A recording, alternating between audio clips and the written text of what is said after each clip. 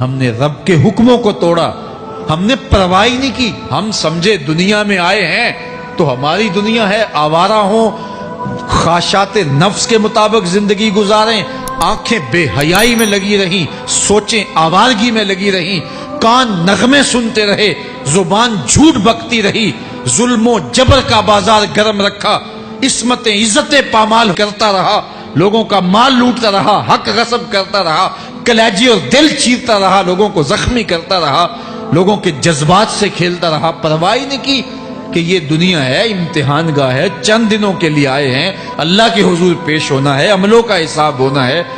اب جب وہ دیکھیں گے کہ ہمارے ساتھ کیا ہونے والا ہے تو ان کے چہرے پہلے بگڑ جائیں گے۔ کیوں؟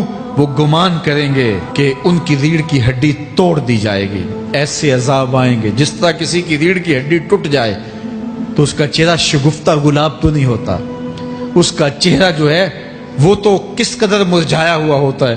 تو اللہ ارشاد فرماتا ہے اس طرح ان کے چہرے ہوں گے۔ ابھی عذاب آیا نہیں ہے لیکن چہرے پہلے اترے ہوئے ہوں گے، اور جب عذاب کی بھٹی میں ڈالے جائیں گے، اللہ اکبر، اور وہ سخت عذاب، حضور نے جبریل امین سے پوچھا مجھے جہنم کے عذابوں کا ذکر سناؤ۔ عرض کی حضور سب سے ہلکے عذاب کی کہانی سناتا ہوں، اور وہ یہ کہ جہنمی کے پاؤں میں آگ کا جوتا رکھا جائے گا، باقی پورا بدن اس کا سلامت ہوگا۔ یہ سب سے ہلکے عذاب کی کیفیت ہے۔ اب پاؤں میں آگ کا جوتا ہوگا، حدت، گرمی، شدت اتنی ہوگی کہ دماغ پگھل کے ناک اور کانوں کے راستے سے باہر آ جائے گا۔ پاؤں میں رکھے ہوئے جوتے کی گرمی دماغ کو ایسے چڑھے گی کہ وہ پگھل جائے گا اور ناک اور کانوں کے راستے سے باہر آ جائے گا۔ تو اللہ کے عذاب کے خوف سے چہرے بگڑ جائیں گے، حالت سلامت نہیں رہے گی۔ یہ بات ذہن میں رکھیں کہ اللہ جس کو جہنم میں ڈالے گا اس کو اس صورت میں نہیں ڈالے گا، یہ محمدی صورت ہے، یہ شکل اس کی چھین لی جائے گی اور اس کی شکل بڑی کر دی جائے گی۔ اس کا ایک ایک دانت احد پہاڑ جتنا ہوگا۔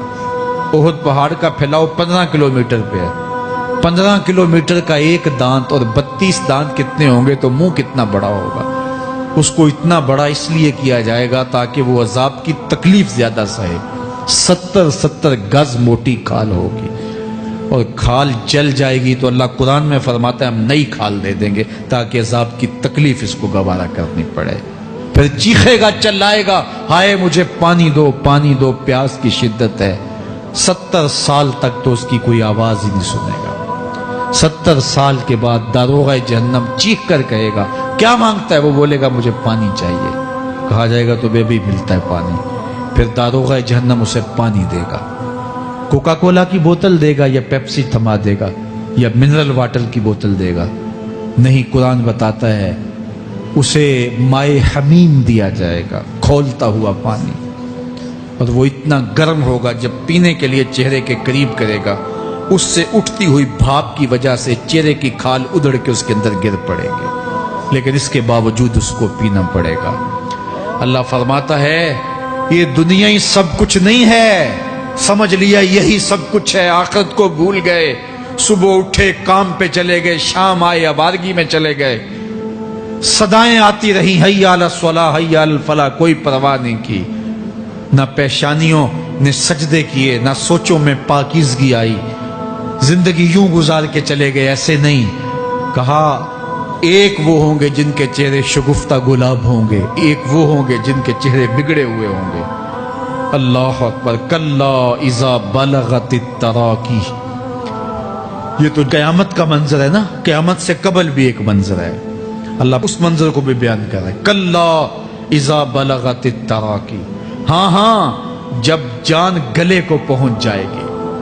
اے انسان تیرے اوپر وہ گھڑی بھی آنے والی ہے، وہ وقت بھی آنے والا ہے جب سانس اس ہنسلی میں اٹک جائے گا، جب سینے سے بھی سانس اوپر چلی گئی، اب ڈاکٹر بھی لا علاج قرار دے رہے ہیں کہ اب علاج نہیں رہا ہے، جان بس اب نکلنا چاہ رہی ہے، اور کہا جائے گا کوئی جھاڑ پھونک والا بلاؤ، اب ڈاکٹروں نے تو جواب دے دیا، اب سانس اٹک گئی گلے میں، چند لمحوں کی مہمان ہے، اب ڈاکٹروں نے کہا اب ہماری جانب سے لا علاج ہو گیا، اب لے جاؤ اس کو گھر، یا وینٹیلیٹر پہ ڈال دیتے ہیں اس کو، بس اب ہماری جانب سے کوئی اس کا علاج نہیں ہے.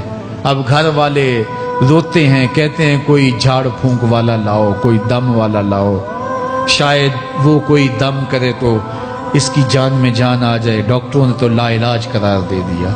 وَظَنَّ عَنَّهُ الْفِرَاقُ. اللہ فرماتا ہے یہ تو جھاڑ پھونک والے کو ڈھونڈ رہے ہیں, لیکن جس کی سانس یہاں اٹکی ہے وہ سمجھ گیا ہے اب موت آ گئی ہے. اس کو یقین ہو گیا ہے کہ اب موت کے لمحے آ گئے ہیں, اب میں بچ نہیں پاؤں گا.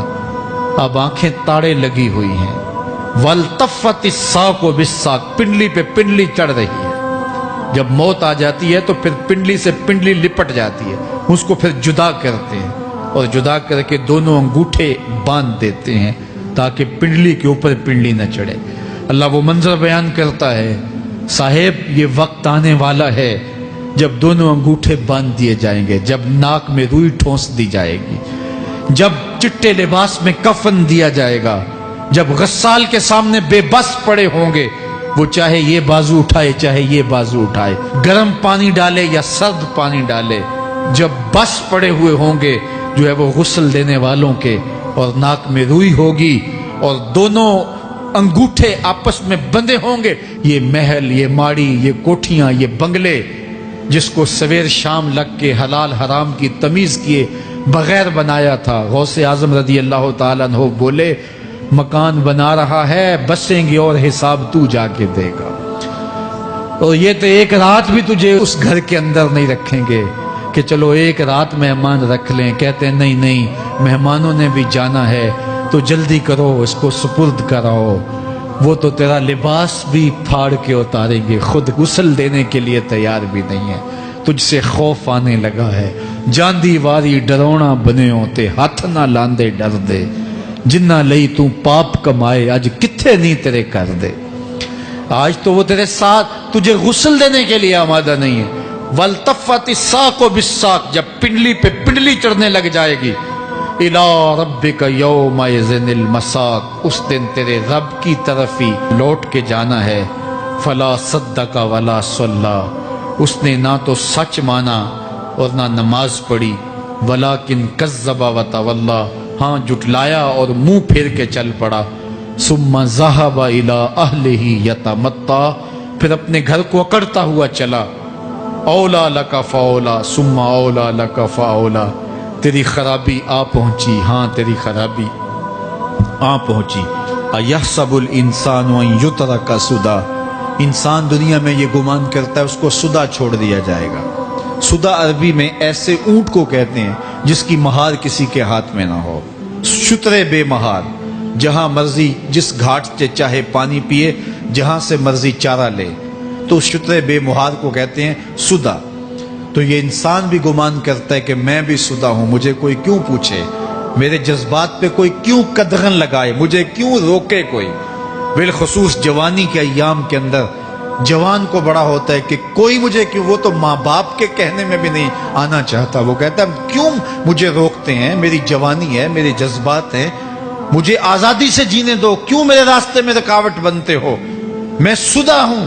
اللہ فرماتا ہے نہیں, ایک اونٹ تو سدا ہو سکتا ہے جس کو میں نے اشرف المخلوقات بنایا ہے, اس کو تو سدا نہیں چھوڑوں گا, اس کو تو پابند بناؤں گا حکام کا. اب وہ کہتا ہے کہ نہیں نہیں, یہ کیسے دوبارہ اٹھائے جائیں گے. اب دوبارہ وہی بات پھر آ گئی. الم یک نطفۃ من منی یمنی. اللہ فرماتا ہے ایک بوند تھی نا, پانی کا ایک قطرہ تھا جو رحم مادر میں رکھا گیا. ثم کان علقہ. پھر وہ پانی کا قطرہ لوتھڑا بنا. فخلق فسوی. پھر اللہ نے اسے پیدا فرمایا اور پھر ٹھیک ہموار کیا. فجعل منہ الزوجین الذکر والانثی. پھر اس سے وہ جوڑ بنائے, کوئی مرد بنایا کوئی عورت بنائی. کہا اب غور کر, اب تیری آنکھیں دیکھتی ہیں, بجلیاں چمکتی ہیں, تیری زبان کا طوطی بولتا ہے, لوگ اشش کرتے ہیں تیری گفتگو پہ, تیری گفتار پہ صدقے جاتے ہیں, تیرے لہجے کے جمال کو دیکھتے ہیں, تیرے سینے کا زور, تیرے پنجوں کی طاقت, تیری دماغ کی تیزیاں اور تیری سوچوں کے اجالے, تیری زوردار ٹانگیں, تیرے کڑیل بازو اور تیری چوڑی چھاتی اور تیرے گلاب کی پتیوں جیسے ہونٹ، اے انسان یہ سب کچھ کہاں تراشا گیا؟ ماں کے رحم میں، اس تاریکی میں جو 3 پردوں میں تھی۔ تیرا سر تیرے گھٹنوں میں تھا، اور تیرے رب نے وہاں تیرے اندر نسوانیت یا رجولیت کی صلاحیتیں پیدا کی، تیری آنکھوں میں چمک پیدا کی، تیرے کانوں میں نغمے بکھیرے، تیری زبان کے پٹھوں پہ قوت ذائقہ رکھی، تجھے بولنے کی صلاحیت دی، تیرے پنجوں میں زور رکھا۔ آج تو مفتی شہر ہے، آج تو علامۃ الدہر ہے، آج تو قاضی القضات ہے، آج تو منسٹر ہے، آج تو وزیر اعظم ہے، آج تو پہلوان ہے، آج تو شہزادہ ہے، آج تو بادشاہ ہے، آج تو زوراور ہے۔ آج تیری طاقت کے کیا کہنے؟ آج شیروں کو تو نچا لیتا ہے، ہاتھیوں کو تو بٹھا لیتا ہے، آج تو بڑا زوراور گھڑ سوار ہے۔ آج تیری طاقت کے کیا کہنے؟ تو کشتی کرتا ہے، زمانہ دیکھنے آتا ہے۔ آج تیری طاقت کے شوہرے ہیں، تیری عظمت کے تنتنے ہیں، لیکن انسان تو ایک ناپاک قطرہ تھا اور رحم مادر میں تھا۔ تیرے اندر یہ رنگ کس نے بھرے؟ تیرے کانوں میں نغمے کس نے رکھے؟ تجھے دماغ کی قوتیں کس نے دی؟ زبان کو بولنا کس نے سکھایا؟ آنکھوں میں توانائیاں کس نے رکھی؟ تیری زبان کا طوطی بولتا ہے، یہ سلیقے کس نے دیے؟ پھر اللہ فرمایا، کتنا زوردار بیان ہے، الیس ذالک بقادر علی ان یحیی الموتى، جو ماں کے پیٹ میں ایک نطفے کو ایک خوبصورت انسان بنا سکتا ہے، ہڈیوں کو جوڑ کے دوبارہ انسان نہیں بنا سکتا؟ کیا وہ دوبارہ تجھے کھڑا نہیں کر سکتا اپنے سامنے پیش ہونے کے لیے، جس کے حکموں کو تو نے توڑا ہے، جس کے فرامین کا تو نے مذاق اڑایا ہے؟ کیا وہ اتنا ہی بے بس ہے کہ اپنے حضور تجھے جو ہے وہ کھڑا ہی نہیں کر سکتا ہے؟ جس رب نے تجھے ماں کے شکم میں شکل دی، حضرت شیخ فرید الدین عطار بولتے ہیں، سانے کستی سلاتی می شود، ایسا کاریگر ہے مٹی سے بادشاہ بنا ڈالتا ہے۔ اس نے مٹی سے دارا و سکندر بنائے، اس نے مٹی سے جو ہے وہ رستم و سہراب بنائے، اس نے مٹی سے کیا کیا بنا دیا جو مٹی سے بادشاہ بنا سکتا ہے، جو نطفہ رحم مادر سے جو ہے وہ شکل اور صورت اور رنگ اور جمال بنا دیتا ہے۔ تیری صورت نکھرتی ہے، تیرے ہونٹ گلابی ہیں اور تیری نرگسی آنکھیں ہیں، تیرے ریشمی بال ہیں اور تیری خوبصورت رنگت ہے، تو چال چلتا ہے تو لگتا ہے قیامت چل رہی ہے، تیرا قد رانا جو ہے وہ صنوبر کو شرماتا ہے، تیری گفتار کے تنتنے ہیں۔ جس نے اتنی خوبصورت شکل ماں کے رحم میں بنائی، کیا وہ ہڈیوں کو جوڑ کے دوبارہ انسان نہیں بنا سکتا؟ وہ دوبارہ انسان بنائے گا اور پھر تجھے اپنے حضور کھڑا کرے گا۔ اور ایک حدیث میں آتا ہے، اللہ بندے کو اپنے حضور کھڑا کرنے کے بعد اپنے سامنے سے ہٹنے نہیں دے گا جب تک 5 سوال نہیں پوچھ لے گا۔ ان عمرہ ہی فیما افنا ہو، اس کی عمر کے بارے میں پوچھے گا، کہاں ضائع کی؟ میں نے تجھے زندگی دی، 60 سال 70 سال 40 سال 50 سال، اس زندگی کو کہاں گزار کے آیا ہے؟